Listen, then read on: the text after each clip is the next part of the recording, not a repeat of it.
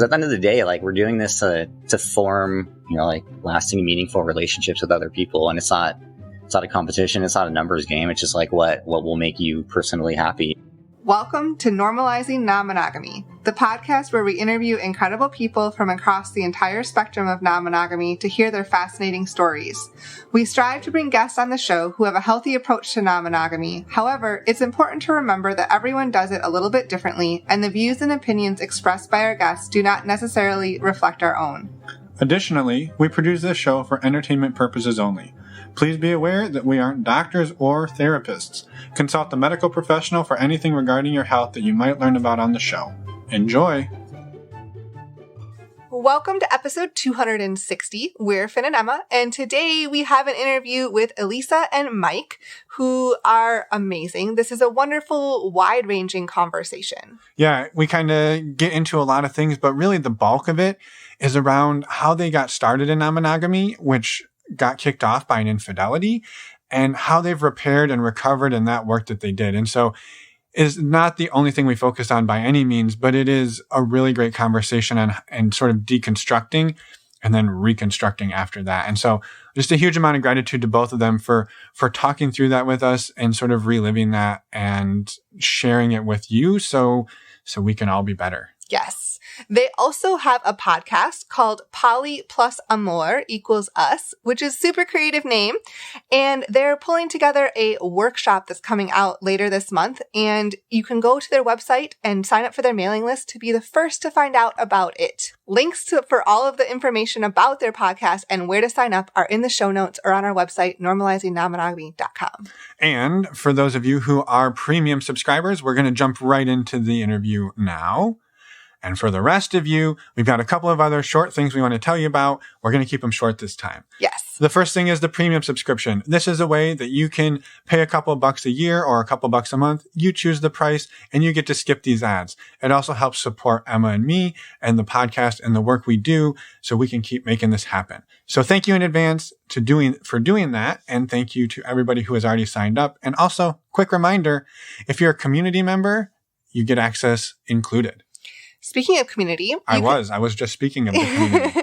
You can sign up and join our community. We recently transitioned from Patreon to another platform called Mighty Networks. We're super excited about this transition and love the new format.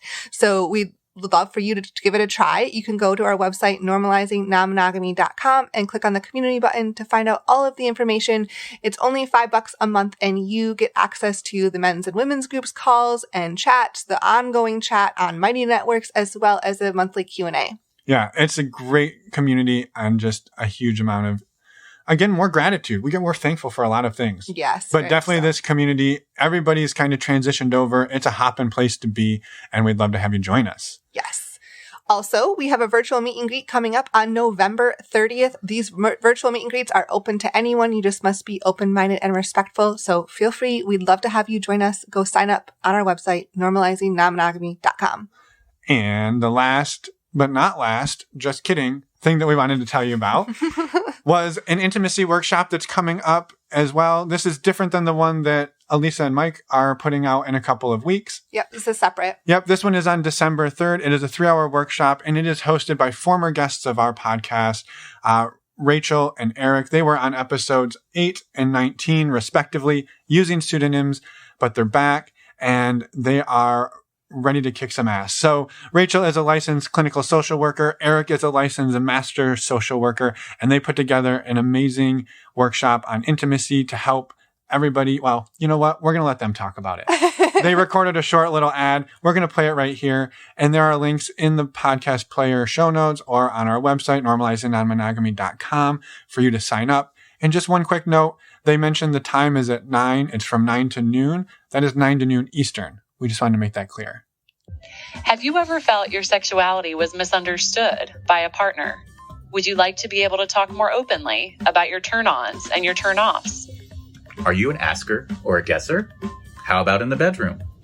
If any of these questions are intriguing, you'll likely be interested in our next intimacy workshop on Saturday, December 3rd, from 9 a.m. to noon.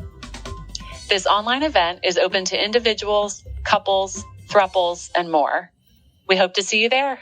Just a quick reminder, you can sign up for the the workshop on our website, normalizingnonmonogamy.com. Use the code Emma for a few bucks off and go enjoy this workshop. We're super excited. And if you learn enough that you get out there and you want to start getting your intimacy on with other people, we're gonna go ahead and recommend you get tested for STIs. And the way that Emma and I do that is we use a service called stdcheck.com. And we're not alone. Tons of you use this service every month. And we're grateful to all of you because when you do, you save $10 by using the links on our website and you help support us financially. It's super quick and discreet, and we would highly encourage you to give it a try. Yes, it's $129 for a 10-panel test. You know, that's cheaper than your Starbucks coffee these days. So this is a much better investment in your health and happiness than your mocha latte frappuccino. You just totally made that up, didn't you? It's probably a thing. Add some sprinkles, call it a rainbow. It's a latte and frappuccino at the same time. Is it? No. I don't know. You used to work there. No. All right. Anyway, the last thing we wanted to say, reach out to us, send us an email, send us a voicemail. We love to hear from all of you. Tell us what you think about us, our show, your show, whatever. You don't have to have a show. You can also come on. There's a lot of things you can do and a lot of things that'll happen when you reach out. See what happens. Yeah. Give it a whirl. And I think with that, we'll jump into the interview with Elisa and Mike. Well, welcome to the podcast, Elisa and Mike. We're excited to have you here today, and we're excited for this conversation. Would you two mind starting by introducing yourself? Hi, I'm Elisa, and I'm like, oh, what do you introduce myself? Who am I? What do I even say? I'm Elisa. This is my husband, Mike. We live in Los Angeles, and we've been polyamorous for like 4 or 5 years now. Yeah. Is that a perfect good intro? That's great. And what? Mike, do you have anything to add? No, not really. Well, how about we get into the background then and say what happened 5 years ago that cracked open the polyamory world to you, and maybe what was the lead up to that? Yeah. So our story is a pretty interesting one. I think it's something that most people don't really ever experience or move through the way that we did. So we started dating like 7 years ago, and we had been dating for about 2.5 years when I cheated on Mike. And when he found out, and of course this is like the abridged version, when he found out, we talked about it a lot. And he's the one who actually told me, well, it sounds like you want to be polyamorous. Like from everything you're telling me, that kind of sounds right. And I was like, well, what's that? You know, I had no idea. I had never heard of it. And then through more talking and more conversation, I realized like, yeah, that's definitely what I want. And so we did some work on our own relationship first. And then after that, we opened it up. Yeah. Do you two mind talking a bit more about, so the infidelity piece is the thing that's come up probably about 10 or 15 times throughout our interviews with people. And I think it is so common that it happens. And usually what happens is there's an infidelity, everyone gets angry, breaks up, and away we go because you're the devil, or the other person, whoever cheated is the devil, and they screwed it all up. But you two have salvaged it. You've rebuilt on top of that foundation. How did you do that? Yeah, exactly. So yeah, I think our story is actually very common, as you were saying. And yeah, typically, when something like this happens, one person gets upset and they break up. The trust is destroyed, and their pride and ego are bruised, and they just say screw you and move on. But yeah, for us it was, I don't know, it was just, I guess it was a little different because we started dating in May 2015, and everything was going great up to the point of the infidelity. Yeah. And I mean, we had like common issues that couples have, but like nothing major, right? And we were pretty good at communicating at that point. If one of us was upset about something or wanted something, at communicating. We've really gotten better at it. We have gotten better, but there was nothing like major that wasn't being said. Yeah. It wasn't like you really were wanting something or I was really wanting something. And the other didn't know about it. Yeah, it wasn't like I was super unhappy in the relationship or that anything was really wrong with the relationship. Like none of that. It was that I had just met somebody that I had this crazy connection with, and I was like so confused. And it was really hard because I felt so connected to this other person, and yet I was like, well, but I love Mike. And then I started thinking like, oh, well, if I have this connection with this other person, then I must not actually love Mike, because that's like the narrative I had always been told is like, when you find the one, you're never going to have feelings or connect with anybody else. And so I was so confused. I was like, well, then do I really love him? Do I not? I don't know. And it was like this whole big thing. Yeah. But even though there was nothing wrong with our relationship, I really started to second guess it. Mm-hmm. Yeah. So I guess just unbeknownst, is that a word? Yeah. Unbeknownst. Unbeknownst to Elisa at the time, like I had experienced those pretty much the same exact feelings in a prior relationship, but I never acted upon them. But I was dating someone. It was probably 3 or 4 years into our relationship, and then I had strong feelings for someone else. Mm-hmm. But of course, at the time, like my girlfriend and I had never talked about being polyamorous or trying to date other people, so I just kind of pushed those feelings aside, and it was difficult. And so when the cheating happened, like all of this came out, and it kind of, it was interesting. Yeah, it kind of did shatter our relationship, but then it also gave us the opportunity to build it back up how we wanted. Mm-hmm. And so it really just opened everything up. Yeah. And then I guess that, after it did happen, and after, we talked for several days or even several weeks, I had to, the talking went on for months. Yeah, it was long. Well, I guess but it was so necessary. Right after it happened, I had to make the decision, like, do I want to stay with Elisa? And mm-hmm. I was like, everything's been great so far. I do love her, and like, I just, like, nothing had been wrong up to that point.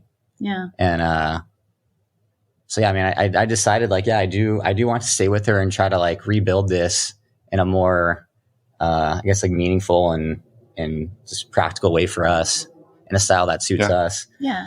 It was interesting because the more I thought about it, I was like, it wasn't really even the cheating that, like the physical like interaction with the other person that was painful. It was just like the not telling me. The lying. It was the lying and not being upfront about it, mm-hmm. the lack of communication. So it's like the actual physical act. I was like I didn't really care about that. But of course, I mean, you didn't really, like, none of this was discussed at the time it happened or beforehand. So yeah, you didn't really know that. But yeah, so mm-hmm.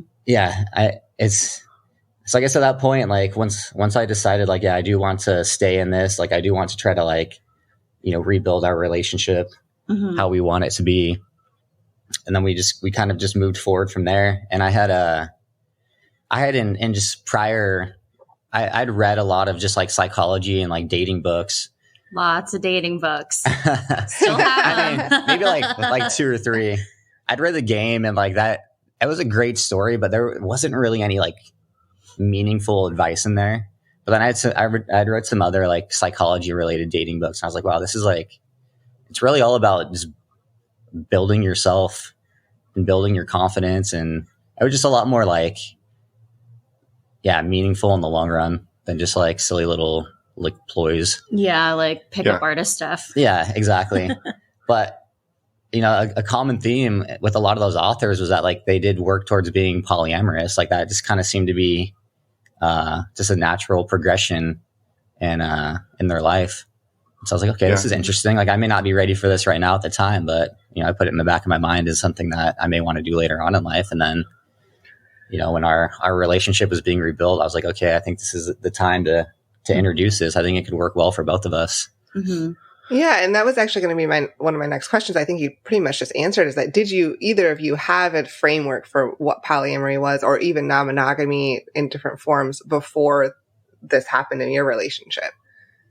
I did not. I was like, yes, of course I had always heard of like open relationships, but in my experience, that had always been, a guy at a bar would be like, oh, I have a girlfriend, but we're in an open relationship. Like, it's totally fine. And it's like, okay, but does she know that you're in an open relationship? Yeah. Because I don't think so, right? That had always been my experience with any form of non-monogamy. So to me, I had no framework. That wasn't even an option. I didn't even know how that worked or where to begin. But Mike had more. I had a little bit of a framework because, a lot of the people I had, read books on, like their version of polyamory was more so just dating. It wasn't really being married. They're like, oh, I'm going to be polyamorous, so I'm dating to find the one and then get married and be monogamous. Mm-hmm. So it was, it was pretty limited, I guess I would say. So yeah, when we opened up our relationship and decided to be polyamorous, like we kind of were starting from scratch and just kind of had to really think more about it and what we wanted it to look like and kind of set some ground rules. And so yeah, I mean, it was definitely new territory for us. Yeah. I had like, once I was like, okay, our relationship is good, I want to start dating. I had like read some books as well, like The Ethical Slut. That was like the one that I was like, okay, I can do this after reading that. And that's kind of how we basically just off of that. And then we were like, okay, we're going to figure this out as we go. And now it's been a few years. Yeah. How did, and I don't want to like fixate on it, but it is basically part of your origin story. Like, how did you, because opening a relationship is hard, right? If two people, nobody's cheated on anybody, and one of you comes and says, I'd like to open our relationship, like that's a big conversation. Yeah. Mm-hmm. And now you're doing it on top of this, like, well, we sort of we had a break in trust. So now we have to like heal trust, and then we have to work towards that. How did the two of you rebuild that trust? And then what are the first steps? And like, you read The Ethical Slut, and now you've got to like take that out into the real world. Yeah. Yeah. I mean, it was definitely a process. So when like we started talking about like, so basically I had said that that this was going to happen again, not like the cheating necessarily, but that like me having feelings for somebody else. I was like, this is going to happen again because it's happened in the past before, but this had only been the only time I had like acted on it. But I just knew, I was like, this is going to happen again, where I'm going to have feelings for somebody else. And I don't want to have to suppress that, because if these feelings are coming up, there's a reason for that. And I don't want to suppress that. So I thought after I said that, I was like, we're breaking up. There's no way he's gonna, but he was like, I understand that. And so we talked through it more about like, well, then what is it that we are both really like seeking and wanting? And after talking about that, we decided like, okay, we do want to be polyamorous. We do want to open up our relationship. But first, we do need to work on our own relationship. And honestly, it just meant us being together monogamously for about another year. And just spending that time together, rebuilding that trust and just being together and remembering, like why we love each other so much, why we want to be in each other's lives. And after about a year, actually it was like a year and a half after that, we got married. And then maybe 6 months after getting married, then we started like, okay, now like seeing other people and like, okay, now we could start dating. But it was like a very, very slow process. It definitely wasn't like deciding we want to be polyamorous and then just going for it, because we did have to rebuild that trust. And then even because I was gung-ho, I was like, okay, I'm ready to start dating. I'm ready to do this. I'm so excited. But again, we had to go slow with that because it was still hard for Mike to see me go out on another date because, the last time something like this had happened, he had gotten really hurt. Mm-hmm. So I did take it slow. And there was a lot of talk about like, okay, if I go out on this date, like, how are you feeling? Are you okay? Is it okay if I, do this on a date or do that on a date? And like, there was a lot of our rules and our boundaries were pretty tight at first just to sort of help Mike through that process. But as I started dating and as I started like seeing more people and doing more and more, it got easier for him. And then it was like, okay, we slowly started making those like rules and boundaries like less tight. Yeah. Yeah, totally get it. Yeah, first we definitely had to mend our relationship. That was key. But I think an important part of that is actually just realizing that we were on the same page and that we kind of wanted the same things and going even deeper into like our beliefs and what we wanted. Like that definitely helped bond us and we grew closer from that experience. Yeah. I mean, we would talk every single night for probably 3 months. We would just talk about like relationship and like why and feelings and like why we wanted this and like getting into all the like minutia of everything, like for 3 months, every single night, just talking. But it was so important for building up that trust and making sure we were on the same page. So when we finally did feel comfortable, we're like, well, we have talked about everything now, so we're good. Yeah, I really think that whole process, it's interesting. I think we were kind of like deconstructing our beliefs on monogamy. Yeah. And so, because we have this whole lifetime of monogamous narratives on TV and through like any form of media, essentially. So I think at that time we were both kind of realizing like, hey, this isn't really what we want. And like, it's not working for either of us. Yeah. And so over that time period, I think we were kind of just deconstructing those beliefs and then forming our polyamorous beliefs and also just kind of the rules and kind of like our roadmap of how we wanted that to look since it was so new. Yeah. And it's a long process. You don't just flip a switch and like, oh yeah, I'm polyamorous now. Yeah. Like it takes, right. It takes a lot of talking, a lot of figuring out. Yeah. Yeah. You might be able to flip the switch and say I'm there, but then how to do it is, okay, now we've got a lot of work to do here. Right. And it sounds, Mike, like on your end, well, I think on Elisa's end, right, it was very much like, well, this is going to happen again. Maybe I won't cheat next time, but there's going to be feelings. And it sounds like, Mike, you experienced this in a previous relationship of like, hey, I have feelings. So it sounds like you were both kind of aligned that like it didn't seem like you were being dragged into it at this point, I guess, Mike. It was sort of like, hey, we need to reassess this and let's do it together moving forward. Yeah, exactly.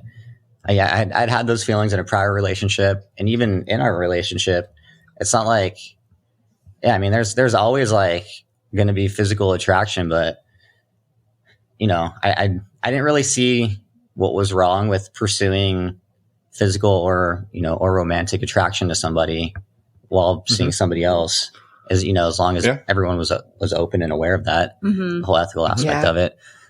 And that was the whole reason why I brought it up as a possibility for us. 'Cause, it was something I also wanted to explore too. So, I guess Elisa kind of, I think what we said before is like Elisa kind of blew up the relationship, and then I was the one that kind of was the architect piecing it back together. Yeah. I mean, we both were, but I guess I was kind of like, yeah. I was the one that started the idea of how to do it. Exactly. Yeah. 'Cause I had never heard of polyamory, or I never would have thought to go down the like non-monogamy road. Yeah. That was definitely all Mike. Well, which is amazing, right? Because like I'm just projecting into your belief here when you like the infidelity comes out and you're like, oh boy, well, this is all done and over with. And he's like, hold on, I got a new idea for you. And you're like, well, what the fuck? Like I just did this thing, and now you're like, we can keep going and do this other, like, yeah. Yeah. Like I can see that for sure. Yeah. Well, and then it takes time to kind of wrap your mind around all of that, for sure, both of you. Yeah. When you actually started opening up and seeing other people, how did that go? It looked different for both of us. Yeah. Yeah. So I started, I started dating just like, I don't know, people. I worked at a restaurant at the time. And so I was seeing lots of people, and I don't know, when you work at a restaurant and you're like, in your 20s, like lots of people are like, you just get hit on. And so honestly, that was like how I was like, when the right person finds me, yeah, sure, I'll go out on a date. And I was really dating a lot of people who had never experienced non-monogamy or didn't really have a framework for it. And it was hard. It was really hard because it was like, I have to explain this whole thing. Oh, P.S. I'm married. That was always the big one that people couldn't wrap their mind around. And most of the time, guys would just be like, okay, that's weird, but if it means ultimately I can have sex with you, then like, sure, let's go for it. You know, like, which is that's exactly what you want, right? Right? But that's kind of like, that's how men's minds work. Not all the time, but I feel like some of the time. And so, yeah, and then, so maybe we would date a little bit and then they would, but they would just find it very weird, or they couldn't wrap their mind around it, or they'd be like, well, what's the point in dating you if I can't get married to you? And so after a while of like dating people who had like only ever been monogamous and that's all they ever really wanted, I realized like, okay, this is not for me. I need to find like the non-monogamy dating pool and like jump in there. And then once I did that, I was like, oh, okay, this is like so much better. But the beginning, it was hard. It was hard for Mike when I first started like going on dates. Yeah, I mean, it was somewhat difficult. Like it's definitely gotten easier. Yeah. Yeah, I mean, the first few dates, like you're still having to like get comfortable with, you know, your significant other going on dates and seeing someone else. And there's just like, I feel like there's just naturally some jealousy and insecurity there. But then, you know, as Elisa was going on more dates, I was like, okay, this is like, first off, like, this is what we want. This is what we agreed to. So I was like trying to rationalize it, but you can only rationalize your emotions away so much. Yeah. Right. You still have emotions that come up. It makes perfect sense. Like, yeah. It's really just like, it really does just boil down to like trust and like comfort with the other person. Like you do have to trust them because at the end of the day, like the jealousy and insecurity is like, oh, like they might think someone's better than me or they might leave me. But like the more that Elisa was going out, the more I realized like, yeah, this is like we are life partners. Like I do fully believe that. And I do trust her. Like we've gone through so much together. We have so much history and like, I feel like our roots are deep enough where like that to me just like was so like concrete in my mind that over time I was like, okay, like I don't really need like the jealousy and insecurity just kind of like faded away over time. Cause like those, I mean, they just weren't there anymore. Yeah. It sounds like you were able to find ways to self-soothe, like acknowledge your emotions, be there and have them. And then over time, figure out how to work through them yourself. And I'm sure with lots of conversations together. Just realizing like, I think what's the cause of them? Like, why are they there? Mm-hmm.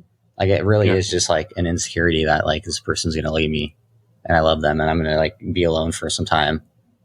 Like that's what it boils down to. But like once I solidified in my mind, like that's just not, to me, that just wasn't going to happen. Yeah. It would take it would just take a long time and a lot of like talking and like kind of like a long like degradation of our relationship for that to happen. It wouldn't be immediate. So I'm like, there's just like no reason to like to have these feelings like, oh, this is going to happen tonight kind of thing. Yeah. When I'm out on a first date. Yeah. You know, not coming home, Mike. Sorry. I'm leaving with this one. We're hopping on a plane tonight. Right. Yeah. Like, exactly. So, I mean, there's like, it's just getting over those, like those fears and those insecurities you have. Yeah. But I guess for me, my dating, I guess, progression was quite a bit slower than Elisa's because she was definitely more gung-ho about it. She was also just more out and about. Like I'm an engineer, so I'm in the office 10 hours of the day. I'm not like really meeting anyone I can go on dates with. And so yeah, I mean, I took my time. I had never really gotten into the apps, so I never really went the app route. So I was just in my free time, typically on the weekends, like Friday, Saturday, I would go out, try to go out one day a week just with friends, without Elisa being there. And then I would just try to meet women, you know, on those nights. And it was interesting. The very first woman I met was super familiar with polyamory and just like that whole community. She probably knew more than I did. And so she was a great person to meet and like date a little bit for the first time. But then I realized like it was just kind of beginner's luck and it's not going to be like that at all. Well, I would imagine the narrative for, and this is, I mean, we have a lot of anecdotal evidence that, right, women aren't like you described, Elisa, men are like, well, you have a husband, but I'm going to get to fuck you. Like, it's not necessarily, that's not necessarily that cut and dry, but I don't think it's quite that easy on for women, right? It's not like, oh yeah, sure, you're in an open relationship, Mike. Like, I bet, like you have happened to meet the one person who was like, oh, that is a real thing. You're probably not lying to me. But yeah, I can imagine the majority are like, yeah, okay, buddy. Sure you are. I can see that. Yeah. So, I mean, I've probably brought it up to like at least 20, 25 different women. And, I've been surprised. It actually hasn't been that bad. Like no one I brought it up to was like totally like gotten upset or like thought I was like, a lying asshole, like trying to cheat on my wife. And a lot of times I'll just be like, because I still wear my wedding ring. I'm like, well, if I was trying to cheat, like I would just take off my wedding ring. Like, I hope you don't think I'm that stupid. And so actually that one actually works pretty well. That's your pickup line? No, really? No. It's the way the conversation progresses. It's like you first meet them like you're like out single, just meeting someone else. Like I just want to go out and like have fun and like have good conversation with someone. And I never start by saying like, hey, I'm polyamorous. Like that'd just be such a, kind of an odd, like totally catch someone off guard intro. Yeah. But yeah. Well, plus it would work 100% of the time and it takes all the fun out of the game. If it's just like shooting fish in a barrel, you just walk into a bar, polyamorous over here, and they just come on over. Yeah. Exactly. Yeah. What fun is that? Right. You got to work for it a little. Yeah. And so, I mean, I think that's actually kind of the hardest part is like figuring out when to say like, hey, I'm polyamorous. Cause like, that's a big decision for someone to make if they want to like still pursue you.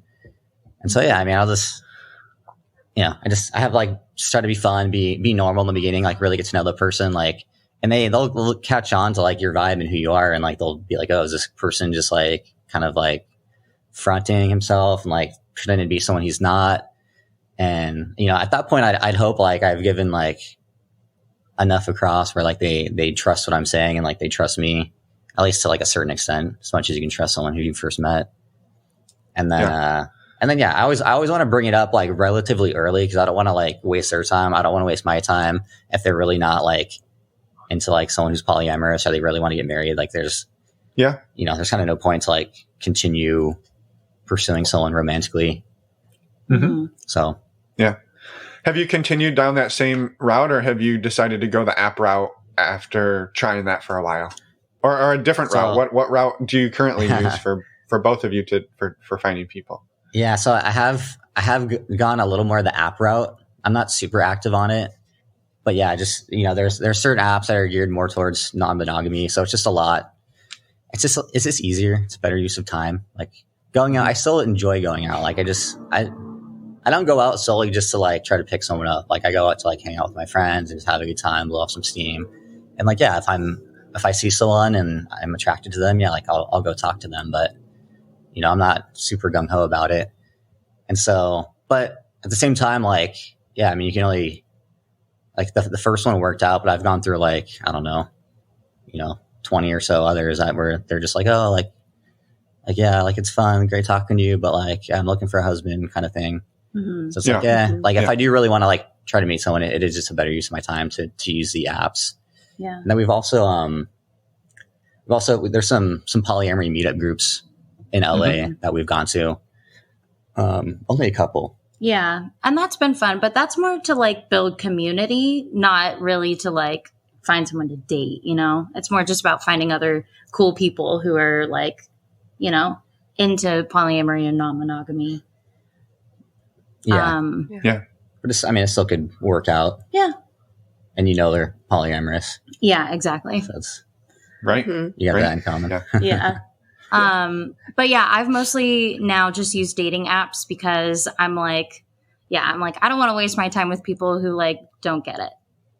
I mean, and it could totally happen, right? Like there are people out there who are like, oh, that's really interesting. Tell me more. And then they could totally be into non-monogamy, but it doesn't typically happen that way. So I mostly now just date from dating apps because you just skip all of like the having to explain like what non-monogamy is and what your relationship style is and all that. Like you just get to skip all of that and go straight into getting to know somebody. And like, yeah, you still have to kind of ask them like, what is their relationship dynamic? Do they have other partners? All that kind of stuff. But that's also more just like getting to know them and who they are. Whereas like explaining non-monogamy is like, that's just like yeah.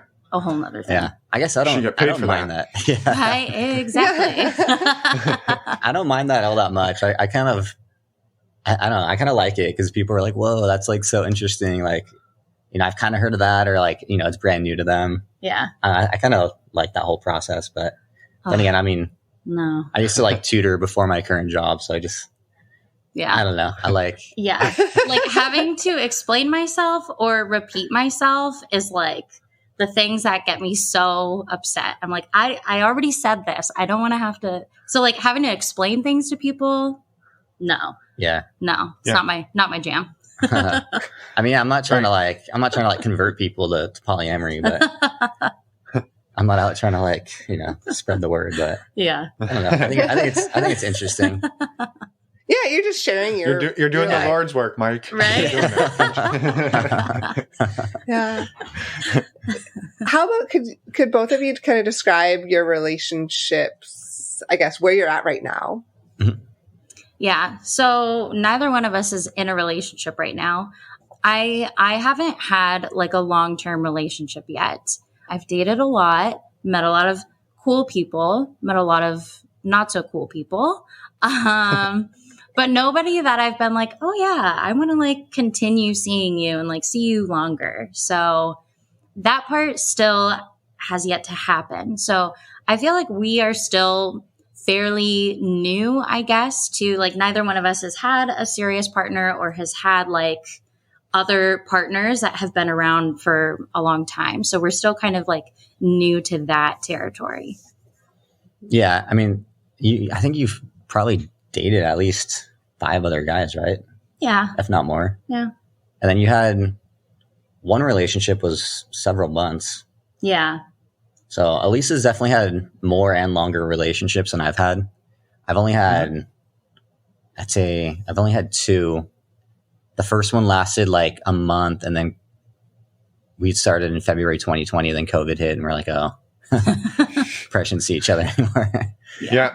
And so that was unfortunate. And then, yeah, I mean, the one after that, it only lasted like a week. It was super short. She's well, like, because she didn't really want to be in a non-monogamous relationship. She's like, this is fun, but like I'm also like dating someone else, so I think I might marry. So to her, I was like, what's the point? Yeah, she's like, okay. Yeah. I'm just not. Right. I'm not super. I guess I'm just not super active in like trying to pursue other relationships right now. Like I've always been a little more career oriented, and I'm kind of just like, if it comes about in my natural, you know, day-to-day life, then like I'll pursue it, but I'm not like setting aside chunks of time like every day or every week trying to like find another relationship.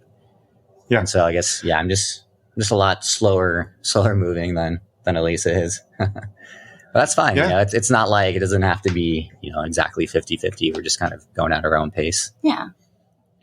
Yeah, I love that because I think it is a question we get often, you know, emailed to us is like, we got into this and usually it's my wife has just got 1,000 dates a week and I haven't had a date in 7 months. And it starts to build that. And like, it does happen in reverse, but that's typically the pattern. And, but like to hear you like, hey, like I'm going to go at my pace, but that's a really hard thing to do, to be confident enough and say, yeah, she's going to be off maybe sprinting and I'm over here like on a nice leisurely walk, and that's okay because I'm feeling good about what I'm doing for me, and she should feel good about what she's doing for her. Yeah, I think it's very relatable to the jealousy and insecurity when she went out on dating. I think just like kind of coming to terms with those emotions during that time has kind of like helped me be okay with our difference in pace. Yeah, because at the end of the day, like we're doing this to form, you know, like lasting, meaningful relationships with other people, and it's not it's not a competition. It's not a numbers game. It's just like what will make you personally happy. And so, yeah, I mean, just constantly comparing yourself to other people and their pace. I mean, if you do that with anything in your life, that's kind of, not I guess good. it can be motivating, but it's also extremely stressful and can be depressing. Right. Yeah, totally. So, I mean, there's like the whole social media aspect of that. And so, yeah, I mean, I'm just like, I would like to date more, but that's kind of like my own, I'm trying to like shift my own priorities to like spend more time in actually pursuing dating. And, it is a bit more work for the guys to pursue the ladies. Yeah. And that's just how it works out. Yeah. So yeah, I mean, those are just like my personal goals, but I'm not I'm not comparing myself to, Usain Bolt over here. Wow. Safe move. Have the two of you done any dating together? No, we haven't. So I think it would be really fun to like wing woman for him, but he doesn't really feel that. But yeah, I'm like, I think that'd be super fun to be like, ooh, what about her? Or like, ooh, and like, I don't know, just be out together. But I don't know. I mean, I'm not opposed to that. You're not? No. I think it would definitely feel a bit awkward at first, but yeah. I don't know. Yeah. Well, I think that's something we just have to try and see how it goes. Yeah. Well, one of the things I just was just thinking about a second ago as you two were talking is we often talk to people who something that they repeat over and over is like, we're doing this for us. We're doing this to make us stronger. If it's not going to help us, then we're not going to do it. And I haven't really heard that from either of you. It's been more like you just said it a minute ago, like we're really here to form meaningful bonds with people, whether that's a week long or whether it's a year long. And I don't hear that undertone of like, well, this, at the end of the day, it's us. At the end of the day, it's us. We have to be us, and everything we're doing. There's nothing wrong with that. It's not, but it seems very much like this. I want Mike to do what's best for Mike, and I want Elisa to do what's best for Elisa, and we want to continue growing and being together at the same time. Yeah, and that's exactly it. Like, I mean, we are doing it for us, but like we're also doing it just for ourselves. And that's one of the things that when we were talking a lot before we ever really started dating, that was something we really solidified for ourselves, was that this being in relationship with other people is how we grow. And I know for me personally, I grow the fastest and learn so much about myself when I'm in relationship with another person. And I mean, that doesn't even necessarily mean romantic relationships. That could be friendships. But like, that's how a majority of us really grow, is through relationship. And so that was kind of the realization for both of us, is that that's why we want to have like seek multiple partners and have multiple relationships. Because I mean, even though my relationships have all been pretty short, the one that was like 3 months, I grew so much from that. And our own relationship really, really grew. And it was like, as I was learning things with this other guy, I would bring that back to Mike and be like, oh my gosh, I realized this thing, or I learned this thing. And it helped our relationship grow. So it's like, if we're like doing the work separately, it's still going to affect our own relationship. And so that's kind of where we come at it from, is that like we can be in our own separate relationships, but we're always going to come back together and have that growth still be there and affect like our relationship and make it better. Yeah, no, right. I think that's a good point you brought up though, because we haven't like explicitly stated like, this is like for us, but like the way we've structured our relationship is like, we're like each other's primary partner. So we spend at least 90% of our free time with one another. Yeah. So it's like, yeah, we're definitely like still each other's like main primary relationship where we spend our most time. But we've also never had another relationship to even really feel like, oh, wow, I want to spend a lot of time with this person. Like we haven't gotten there yet. Yeah. I mean, I feel like you did with that 3-month relationship, but and that kind of just ended abruptly. Yeah. For an unfortunate reason. But, I mean, at the end of the day, like I think we've become so comfortable and like so solid in our relationship that like, it's almost just like, it's just there. Like sometimes we just don't even think about it.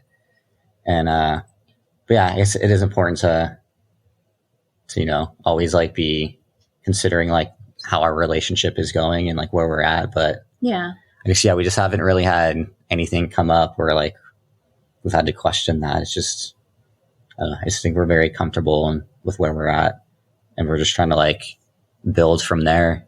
Mm-hmm. Yeah. And just meet other people.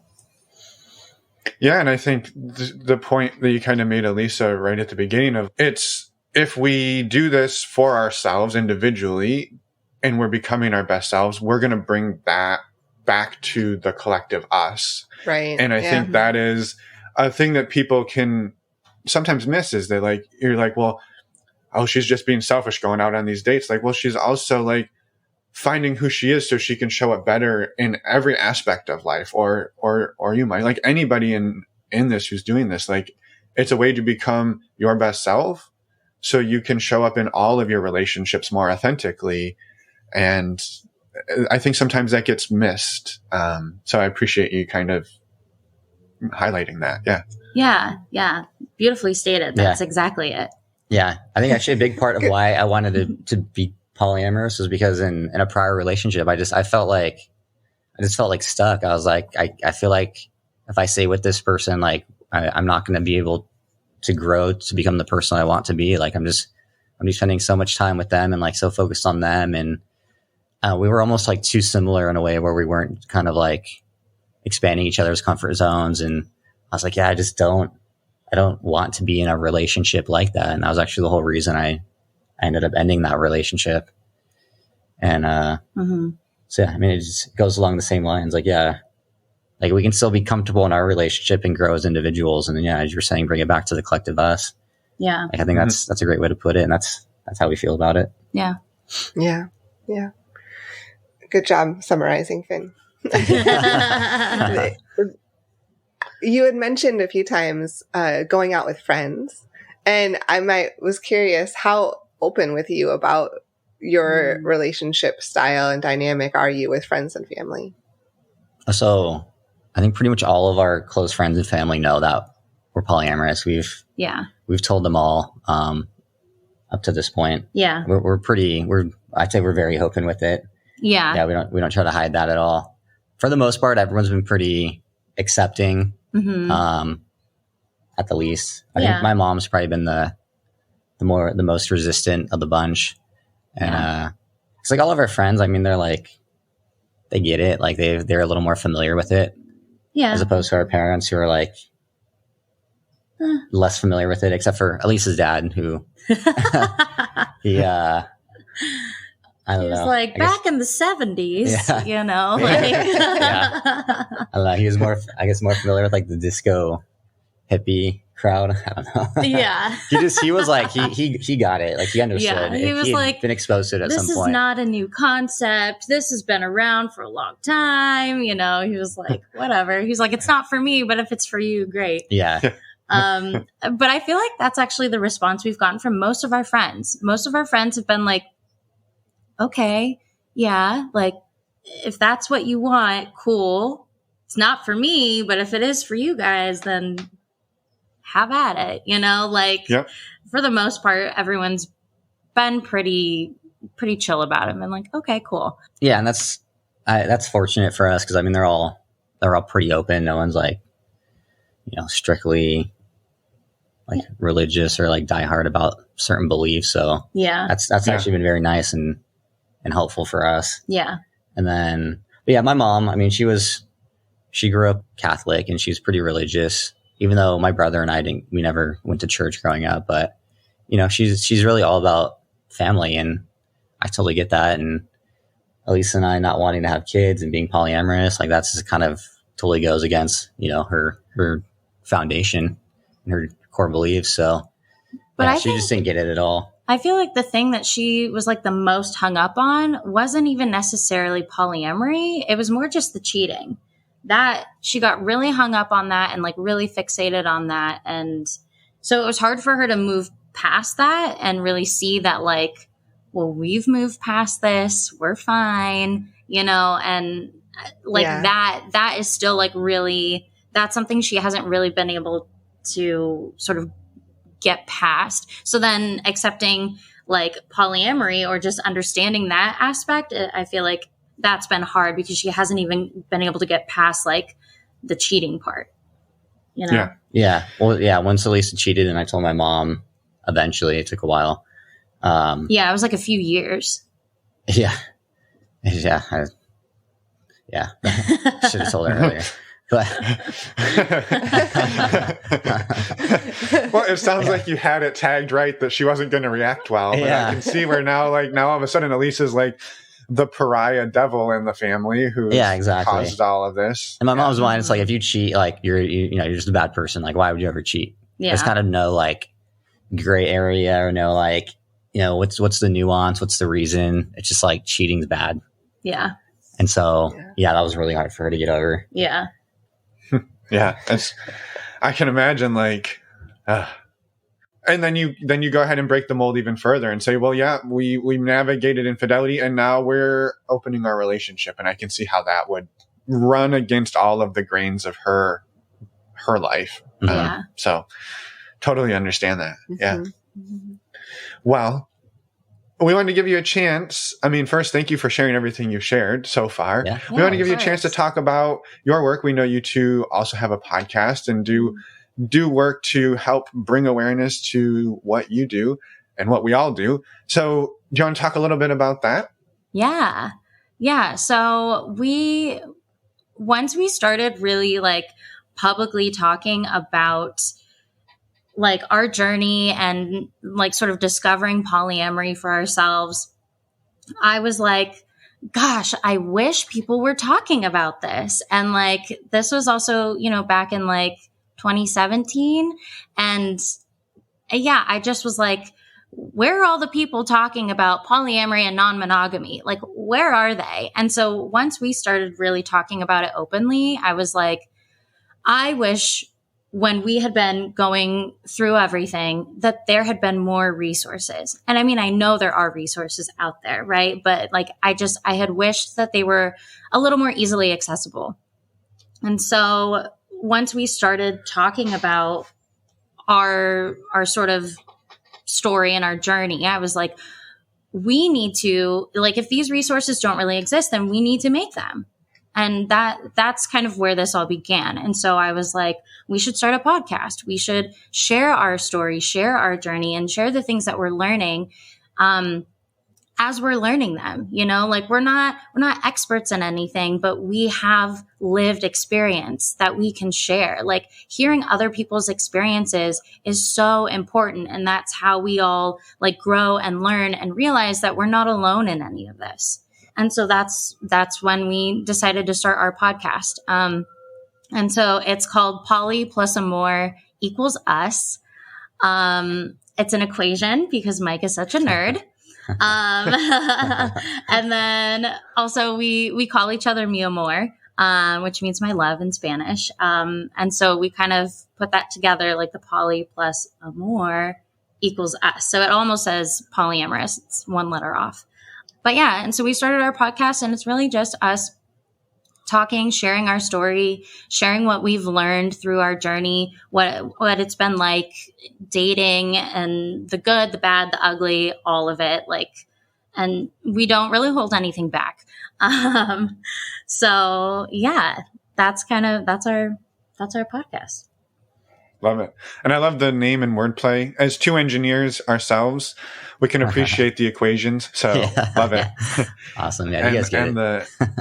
We get it. We get it. I love it. It's creative for sure. Yeah. So is the podcast is mostly just you two sort of talking through your experiences and your journey? Yeah. Yeah. It's mostly just been us. We just started to like bring guests on. We're not really exactly sure how we're going to flow through that. we had an episode with my parents, and they were like our first like real guests. And that was actually really fun. Yeah, because we got to hear sort of also their experience as a parent when we were going through all of this, you know, me coming to my mom and being like, oh my God, Mom, I cheated. I fucked up. It's bad. And then to, okay, but we're still together and we're working through it. And like all of that, like it was kind of a roller coaster for them too. And it was really interesting to hear from them, like how they were feeling through all of this and what it's like when like your child is going down a path that's, you know, not the path that everyone goes down. I don't know. So it was really fun. But so they were our first guests, and we are definitely planning on having more guests on. But I think we're still always going to keep the focus, at least for now, on sort of our journey, because that's what we can speak to the best. Yeah. Love it. I love it. That sounds like a great conversation. It does. I'm excited to go listen to that conversation. Yeah. Yeah. There's some pretty funny little nuggets in there. Yeah. Yeah. Before we let you two go, we usually ask, if you listen to the show, we usually ask about a blooper. Oh, yeah. And I wanted to see if either of you had a blooper that's happened to you or that's happened to both of you that shows that sex and relationships don't always go smoothly. And if you don't, that's okay. But we figured we'd ask. I know. I'm sure there is a blooper about, gosh, and I know you guys asked this, and I didn't even think about like. I've been fortunate to never have been like slapped or had a drink thrown in my face yet. So that's good. I'm fortunate for not having that blooper. I'm trying to think. Yeah. Well, congrats on being not an asshole, Mike. Set the bar real low. I think I can't really think of one like specifically around like sex or anything, but I mean, I've definitely had some really like bad and weird dates, and I guess it's not really a blooper. I guess it's more of like a tip. Like, this is just me when I'm going out on a date. Like, I've been on plenty of terrible ones that I guess you could consider those bloopers, but been on enough that I like have a system down for getting out. You know, what's the system? Yeah, it's true. You have to share it. Yeah. So it's like, if you live somewhere where like, so we live in LA, and so there's parking meters everywhere. I always park at a parking meter, and I only put an hour in the meter. Right? So it's like, I'm giving you a whole hour, and if it's great, awesome. Let me go put more money in the meter. Let's like go to another bar. Let's do whatever, you know, keep the night going. And if it's terrible, then it's like, okay, I gave this 1 hour of my time. I gave it a shot. My meter's up. I got to go. And like having something like that, like where like people get it, you know, it's like, oh, my meter's running out, you know, and I've definitely had guys be like, oh, well, do you want to just put more in?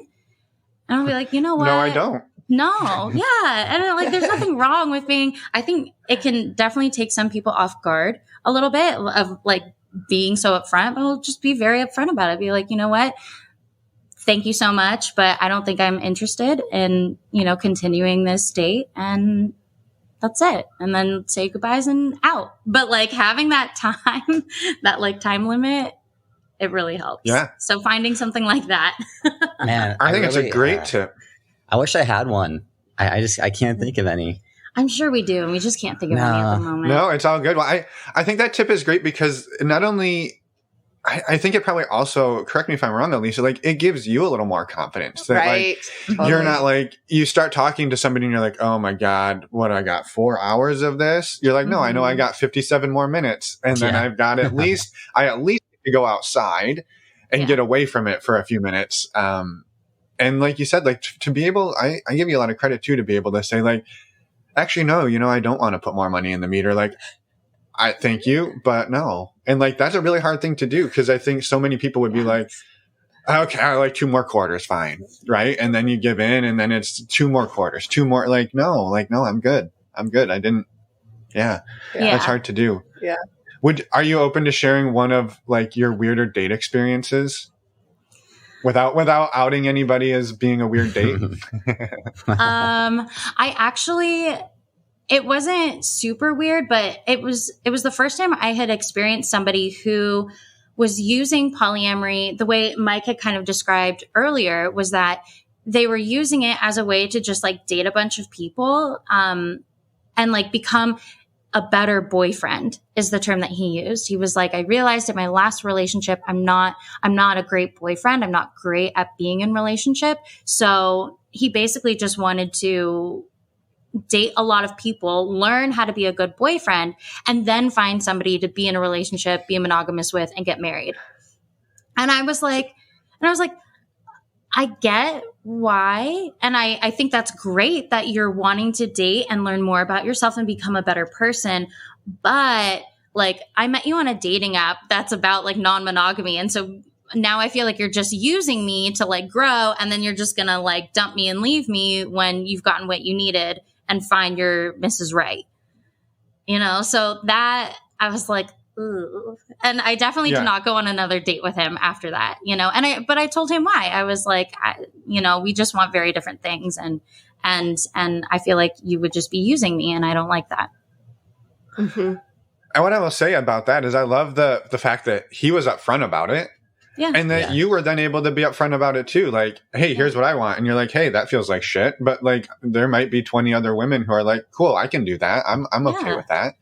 And he'll be much better suited to go on dates with them. Yeah. So, exactly.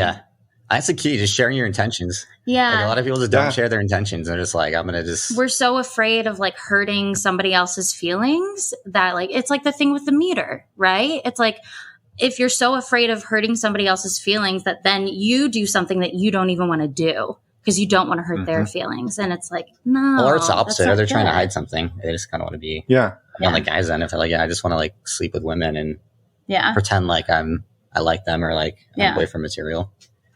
I mean, and the irony there, at least, is you're going to hurt their feelings more if you put $3 more in the meter. And at the end of the 3-hour date, they're like, well, do you want to do another date? Like, no, actually, I haven't enjoyed this one bit. I was just too afraid to say that. And so I kept putting money in the meter. Like, how is that going to make them feel any better? People's time? Right? Yeah, exactly. String them along. Yeah. Well, I know part of it too is like some people get afraid in person to have to tell somebody like, I'm not feeling this. And so they'd rather wait till they get home. And then they're like, okay, now I can like do it over text message. And that's a little bit easier. But either way, you're still going to have to do it.